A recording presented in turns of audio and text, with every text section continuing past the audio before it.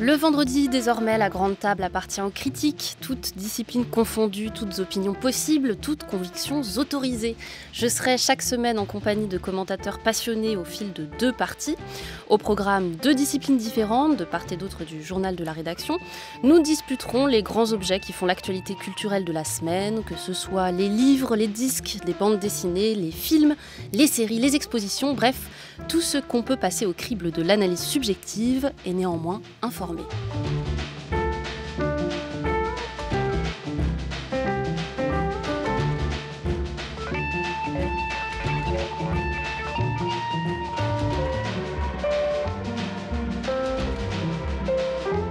La critique. Lucille Como. Aujourd'hui, sous les feux de la critique des fantômes, des espions, du rockabilly, une espèce de Venise, des robots et peut-être même une crise écologique. À 13h, nous parlerons de bande dessinée avec Célestia de Manuel Efior et Carbone et Silicium de Mathieu Bablet.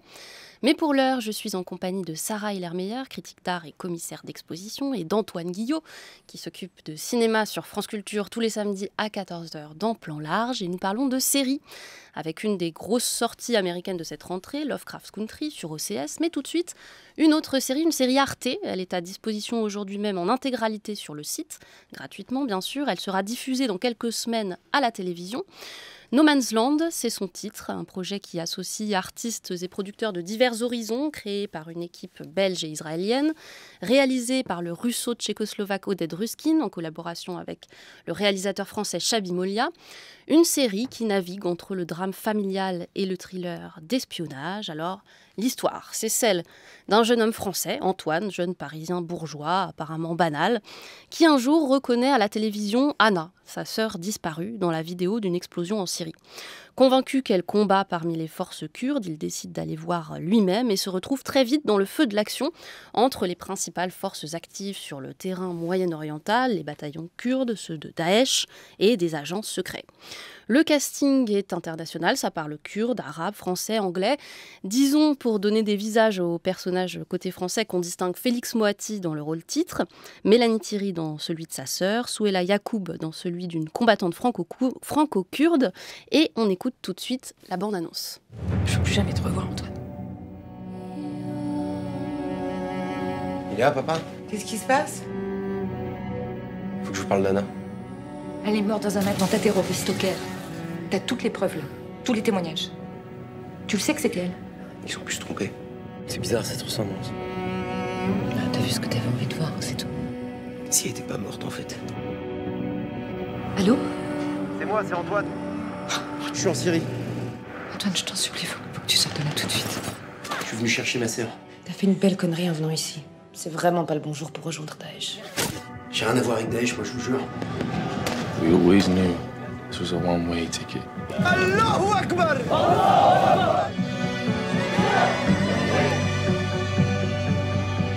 Imaginons que ce soit vraiment elle. Ensuite, il se passe quoi?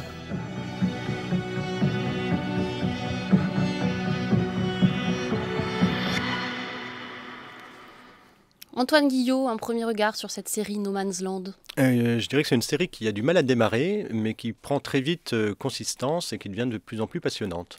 Sarah, en quelques mots. C'est une série que j'ai beaucoup aimée, alors que je dois dire, sur le papier, elle me donnait pas particulièrement envie. Je dois dire que cette bande-annonce est peut-être assez catastrophique et rend pas tellement service à la série. Il y a un aspect un peu mélodramatique qui disparaît complètement au fil des épisodes, qui n'apparaît pas dans les épisodes, au contraire très épuré. Antoine Guillot. Ouais, précisément, ça a du mal à démarrer parce que ça commence avec le drame familial dont vous parliez, qui n'est pas l'endroit où la série est le plus à son aise, je dirais. Pourtant, il y a eu un travail d'adaptation qui a été fait par le cinéaste et le romancier Chabi Molia pour sortir des clichés que des étrangers peuvent avoir sur la France. Mais je ne sais pas si c'est parce que le réalisateur israélien ne maîtrise pas complètement ces codes-là. On a quelque chose qui est quand même très larmoyant, très apprêté au début, auquel on ne croit pas beaucoup. Et puis quand ça va se déplacer sur son vrai terrain, qui est la Syrie en guerre de 2014, tout d'un coup, ça prend consistance parce que précisément, ça échappe à un certain nombre de clichés. Ça devient un genre en soi, le film avec les combattantes kurdes, hein, les lionnes qui ont donné des navets assez épouvantables comme Les Filles du Soleil ou Sœurs d'Armes. Et la série, en fait, passe son temps à interroger ça, à interroger le cliché romantique de ce qu'est la guerre d'Espagne aujourd'hui. Il y a beaucoup de références aux brigades internationales sur pourquoi est-ce qu'on va s'engager, qu'est-ce qu'on va y chercher. Surtout, et il me semble que c'est là que la série touche quelque chose de très intéressant, que ce soit du côté des combattants, donc des brigades internationales qui s'engagent aux côtés des Kurdes ou de ceux qui sont allés rejoindre Daesh en Syrie. La question qui se pose sans arrêt, c'est qu'est-ce qu'on va chercher là-bas? Pourquoi est-ce qu'on s'engage? Et la formule qui est trouvée, c'est celle d'une sorte d'expiation. C'est ça qui est assez curieux. Ils ont tous des fautes à expier quelque part, et on va chercher une rédemption sur le terrain. Et évidemment, on y trouve autre chose. Oui, il y a une forme de symétrie pour rentrer un peu dans le vif de la narration, parce que c'est quand même assez compliqué, cette série, entre en effet un personnage qui est interprété par Souheila Yacoub, qui est franco-kurde, qui se retrouve auprès des combattantes kurdes avec une histoire familiale compliquée, et en miroir, alors là c'est plutôt un groupe de 3 jeunes britanniques, on les entendait un tout petit peu dans la bande-annonce, qui donc sont anglais, viennent d'un milieu très populaire, et se retrouvent complètement de l'autre côté chez Daesh, pour des raisons qui sont presque à peu près les mêmes. Sarah Eilermeyer. Oui, alors pour ce qui est de... Moi je trouve qu'au contraire la série, elle démarre assez vite, et je trouve que ce qui m'a particulièrement plu, c'est le fait que l'intrigue initiale, qui est donc de savoir si Anna, la sœur d'Antoine, est toujours vivante et membre des troupes kurdes et non pas morte au Caire, eh bien cette intrigue initiale, elle devient très vite un prétexte pour en fait brosser un portrait beaucoup plus large d'une guerre qui éclate les enjeux familiaux, puisque ce sont des enjeux géopolitiques et internationaux. Et je dis que c'est un portrait parce que moi, ce que j'ai trouvé aussi très fort dans cette série, c'est le fait que ce qui captive l'attention, en tout cas la mienne, c'est moins l'enchaînement des péripéties, bien qu'il y ait vraiment un vrai suspense, beaucoup de retournements de situation au fil des épisodes. Ce qui, moi, a captivé mon attention, c'est le fait de circuler d'un épisode à l'autre, d'un camp à l'autre du conflit syrien, en nous immergeant en fait à chaque fois dans leurs conditions d'existence, aussi bien psychologiques mais aussi matérielles, en fait que l'on connaît pas ou que l'on connaît que de loin, et au contraire aussi en explorant ces conditions-là de l'intérieur, depuis des points de vue qui sont en fait toujours occidentaux, ce que je trouve être un point important, puisque c'est un positionnement qui est assez juste et légitime de la part des réalisateurs qui sont en fait des occidentaux et qui ne prennent pas le risque de prendre le point de vue qui ne connaissent pas et qui les amènerait à se fourvoyer. Et puis une dernière chose, moi, que j'ai trouvé qui arrive très très vite dans la série et que je trouve passionnant, c'est la façon dont ce portrait d'une guerre devient aussi, comme vous l'avez suggéré Lucille, le portrait en fait du monde contemporain occidental dans ses conflits de classe, puisque au fil des allers-retours entre le passé et le présent, qui sont d'ailleurs très bien menés et je trouve pas du tout lourds, on découvre pour chaque protagoniste un passé, des origines, qui viennent éclairer leur positionnement, sans pour autant que ce soit caricatural d'ailleurs, mais en tout cas on se rend compte que ce sont des positionnements qui sont aussi des positionnements de classe, peut-être davantage que des positionnements religieux ou idéologiques, bien qu'ils finissent par quand même s'entrelacer évidemment ces positionnements, et puis il y a d'autres ressorts, mais sur lesquels on pourra revenir, que je trouve très fort, affectifs en fait, et subjectifs, voilà. Oui, Antoine Guillot, pas facile en effet d'articuler quelque chose de convaincant d'un point de vue de l'analyse psychologique, ce qui est brossé en effet peut-être à gros traits au début, mais qui continue à jouer notamment dans les flashbacks dont parlait Sarah Eilermeyer, et une analyse politique qui est apparemment assez convaincante. Oui, mais ça devient intéressant précisément quand ça se brouille. C'est-à-dire que ce No Man's Land, c'est l'enjeu même de la série. C'est cet espace interstitiel, des frontières très floues, des zones grises qui sont montrées à un moment dans la série où on va passer sans s'en rendre compte de la Turquie à la Syrie. Il suffit de franchir un pas et tout d'un coup on passe dans un autre monde. Et c'est précisément à mesure que ça se complexifie, y compris dans ces personnages qui sont quand même assez schématiquement brossés au début, mais qui s'enrichissent et qui se nourrissent de ce qu'ils vivent sur le terrain. Précisément, ce ne sont pas des personnages qui arrivent avec des idées toutes faites, qui vont les appliquer sur le terrain. Et je suis assez sensible à ce que vous dites, Sarah, sur ce positionnement en retrait de ces Occidentaux qui se mettent en scène en Occidentaux dans l'écriture même de cette série, sans vouloir nous faire la leçon. C'est-à-dire qu'on n'est pas là pour appliquer voilà le bien, voilà le mal, voilà ceux qui ont raison. Il y a une réelle volonté de comprendre, mais surtout comprendre comment les gens sont transformés par ce qu'ils vivent sur le terrain. Parce que de manière assez schématique, par exemple, dans les 3 jeunes djihadistes anglais, il y en a un dont on verra pourquoi par la suite, qu'il est tout de même un peu choqué par ce qu'il voit. Alors il nous fait des regards très appuyés de désarroi sur ce qui se passe. Or, on se rend compte que pour lui, ça reste indécidable jusqu'à la dernière image de ce 8e épisode, donc qui appelle, on l'espère, une deuxième saison, oui, ça paraît assez clair. Au moins une deuxième saison. Et finalement, nous sommes nous-mêmes indécidable par rapport aux personnages qu'on voit. Même chose sur le camp opposé. C'est pas simple dans un combat d'aller achever un blessé à terre, par exemple. Qu'est-ce que ça provoque en soi? Qu'est-ce que la guerre provoque en soi? Et ça, ce sont les zones assez troubles et assez malaisantes que cette série aime explorer. Et surtout quand on est soi-même une occidentale face à un autre occidental qui est dans l'autre camp, ce qui donne des scènes en effet assez fortes. Sarah Hiller-Meyer. Oui, comme le dit Antoine, je trouve que ce qui est très intéressant dans cette série, c'est qu'on a affaire à des personnages qui, au fil des épisodes, sont beaucoup plus complexes, en fait, qui n'est paraît. Et ils restent avec cette complexité qui reste irrésolue, en fait. Ce qui fait qu'il est très difficile, je trouve, de les juger de manière définitive. À tel point qu'en ce qui me concerne, en tout cas, je trouve qu'on éprouve une forme de désorientation et de suspens du jugement. Alors, non pas quant au bien fondé des camps respectifs, mais plutôt quant aux individus qui les composent, ce qui, en soi, me semble être un vrai enjeu artistique, c'est-à-dire d'en rester de ramener la complexité de l'humain, en fait, de déjouer les condamnations trop rapides et puis de nous ramener, nous, spectateurs, à nous-mêmes, en fait. En fait, c'est une série qui fait vraiment réfléchir. De ce point de vue-là, je trouve que c'est assez fort. Et puis, une autre chose que vous disiez, Antoine, et sur laquelle je suis d'accord, je trouve que ce qui est très bien dans cette série, c'est aussi qu'elle ne propose pas, en fait, une leçon de géopolitique qui consisterait en une description un peu froide, impersonnelle du conflit syrien. Mais au contraire, elle propose une approche qui est assez sensible.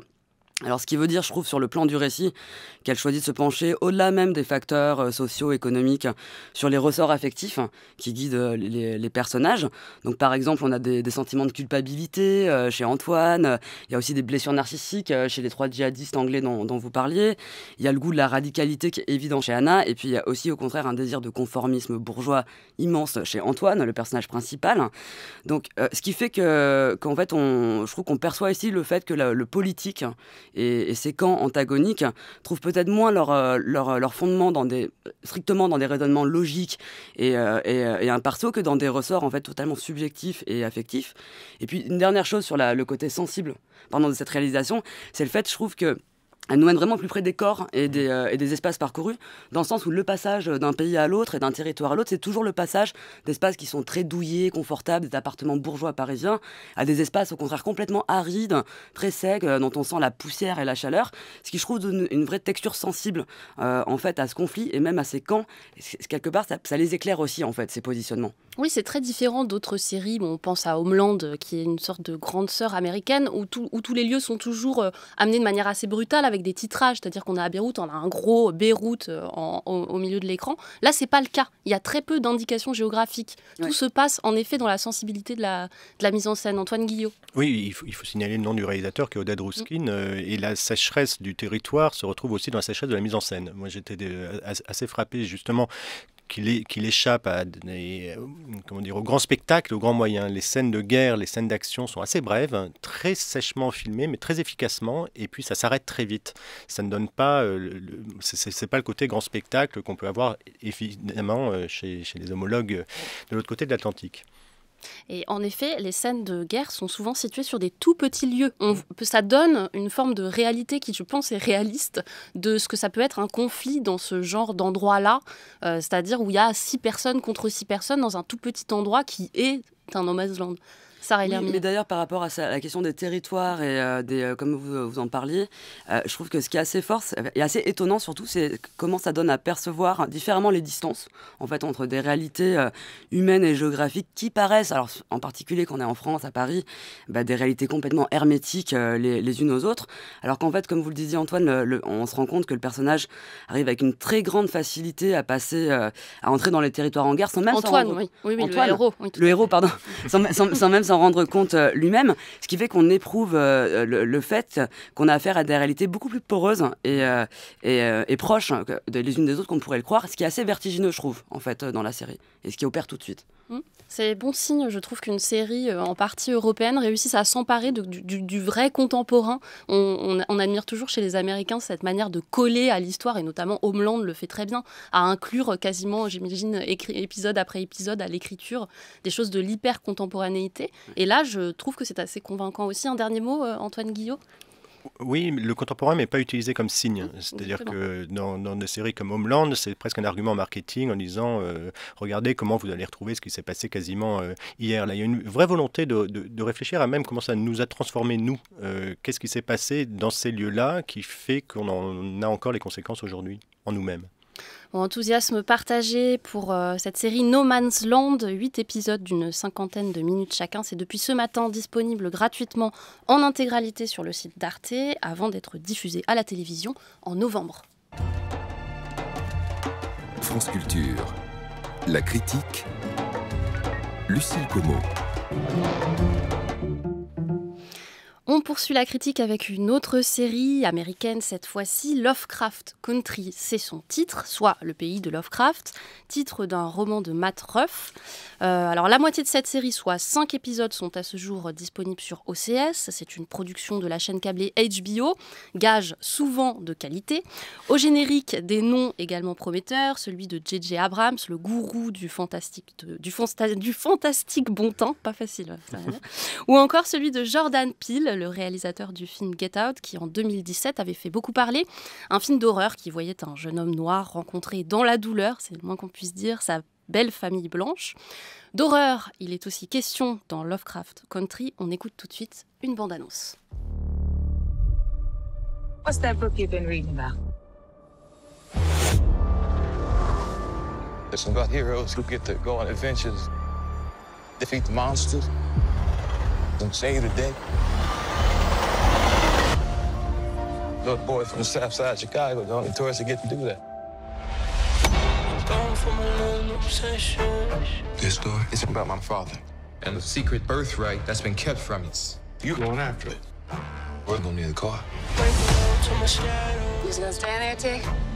This is family business. And families stay together. Bad for my health, scared for myself. Just because they don't want you here doesn't mean you're not supposed to be. Instinct, I'm claiming it.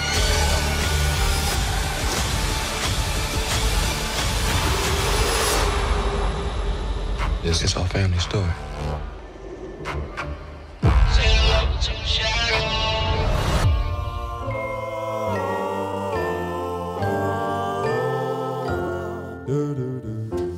Devil or angel, I can't make up my mind which one you are. I'd like to wake up and ride.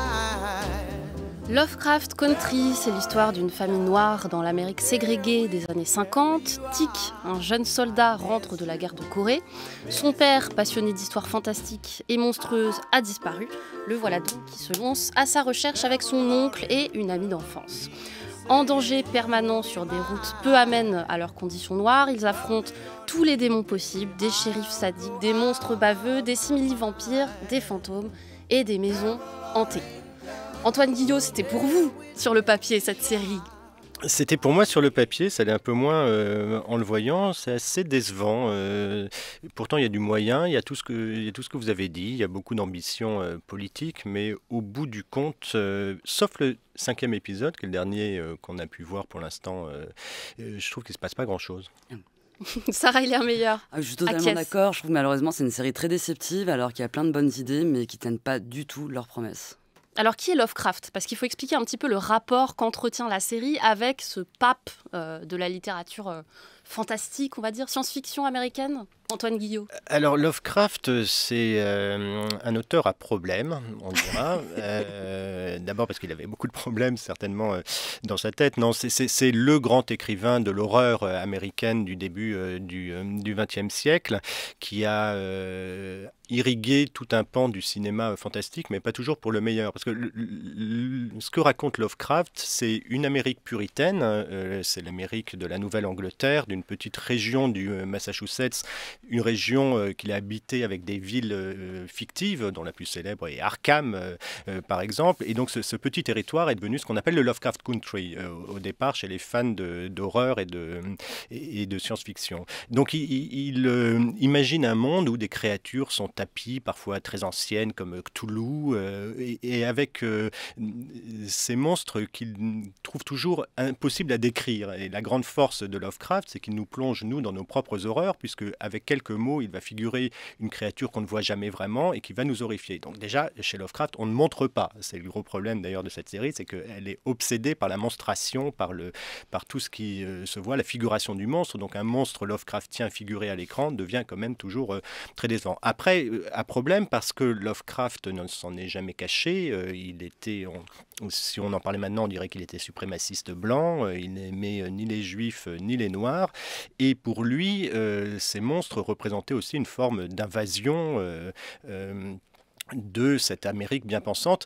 Sauf que c'est évidemment plus complexe que ça, parce que est-ce que les monstres ne sont pas tapis en nous-mêmes? C'était la grande question de Lovecraft. Voilà, avec quoi essaye de se dépatouiller cette série. Sarah Hiller-Meyer. Par rapport à Lovecraft, oui, je pense que cette série, en fait, elle n'a pas grand-chose à voir avec lui. Elle en retient, c'est vrai, quelques éléments. Alors, on a des sorciers, des cultes et des rituels magiques, mais ça appartient au vocabulaire du fantastique, de manière plus générale, donc ça ne mérite pas en tant que tel le nom de Lovecraft.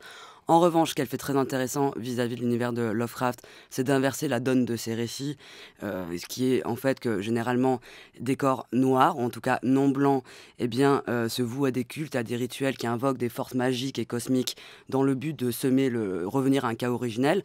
Ici, au contraire, ce sont des blancs, en fait, qui sont formés en société secrète. On reconnaît le Ku Klux Klan, évidemment, qui invoquent des forces cosmiques, enfin pas cosmiques d'ailleurs, mais des forces bibliques pour réasseoir en fait leur propre domination, qui sentent menacées. Alors, seulement, je trouve qu'évidemment, cette inversion, en soi, c'est une bonne idée, mais je trouve qu'à l'égard de Lovecraft, elle passe complètement à côté de l'essentiel de ces récits, qui ont justement une dimension cosmique, voire métaphysique, indépendamment de leur aspect raciste, qui est évidemment très problématique et très dérangeant, et c'était important de le rectifier. Mais cette dimension métaphysique chez Lovecraft, elle a quelque chose en soi d'assez sidérant, puisqu'elle consiste à faire en fait de l'existence humaine un incident éphémère dans l'histoire de l'univers, voué à disparaître dans un chaos originel. Et cette dimension-là, le problème, c'est qu'elle est complètement évacuée de la série au profit de la dimension potentiellement burlesque, en fait, de Lovecraft. Alors pourquoi pas, mais on pourrait y revenir, mais ça... Oui, une dimension burlesque qui est aussi une dimension de plaisir visuel et sonore évident. On l'a entendu un petit peu dans la bande annonce, j'allais dire la bande originale, mais la bande originale est très très intéressante et importante parce qu'elle fait s'alterner des gros morceaux du hip-hop américain actuel, très engagé, avec de la pop et du R&B des années 50.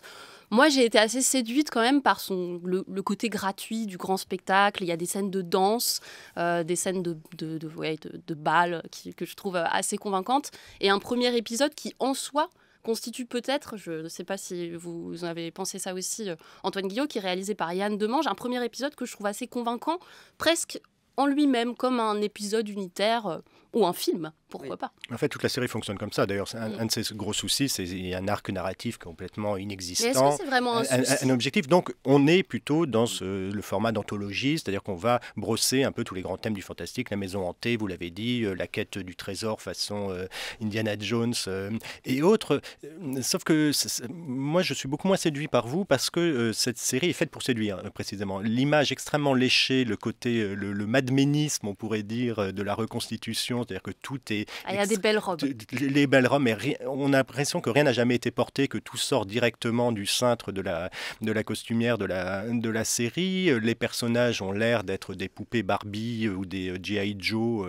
Ils n'ont aucune chair, aucune existence. Le gore, puisqu'on est dans l'expression de l'horreur avec beaucoup de dégoulinades, de têtes arrachées et autres, ne fonctionne jamais que comme une sorte d'apparat publicitaire, là encore, sauf, je trouve, dans ce 5e épisode qui va se poser la question que qu'est-ce que c'est que d'être dans la peau de l'autre et d'avoir cette peau qui se déchire, et tout d'un coup, dans l'outrance même d'une sorte de volonté de vengeance extrêmement graphique, extrêmement grotesque, touche tout d'un coup à quelque chose de, je dirais pas de vrai, mais enfin d'un peu plus consistant que tout cette baudruche en fait sans épaisseur aucune qu'on a vu depuis le début. Le gros problème de la série, c'est le manichéisme, c'est-à-dire que c'est pas en renversant les valeurs, donc en disant que les gentils sont les noirs et que tous les blancs, sans aucune exception, sont d'affreux racistes monstrueux, puisque le pays de Lovecraft, ça devient l'Amérique tout entière et tous les blancs sont monstrueux. Là, on parlait de la complexité dans No Man's Land, on en est loin. Sarah, il est meilleur. Bah oui, je suis totalement d'accord. C'est-à-dire que pour moi, ce qui m'a vraiment déçu, c'est que je m'attendais, en connaissant Jordan Peele, donc le producteur de cette série, à ce que soit lié de manière vraiment très percutante sur le plan de la réalisation et conceptuellement, les genres de l'horreur, du fantastique et du burlesque, avec la réalité existentielle des Noirs américains, en particulier ici sous la ségrégation, qui est elle-même justement de nature à la fois horrifique et outrancière. Et c'est pas du tout ce qui se produit, je trouve, avec Misha Green dès le début, en fait, pour moi, dans les 5 épisodes, puisque alors elle est beaucoup plus exubérante que Jordan Peele, mais elle est beaucoup moins rigoureuse. C'est la créatrice de la série. Oui, voilà, elle veut trop en faire, elle part dans tous les sens, comme vous dites, elle mélange tous les genres, alors le fantastique, l'horreur, mais on passe aussi par la comédie musicale, par Indiana Jones. Alors, pour certaines de ces références, on se demande pourquoi elles sont, c'est assez anecdotique, ça n'apporte pas grand-chose.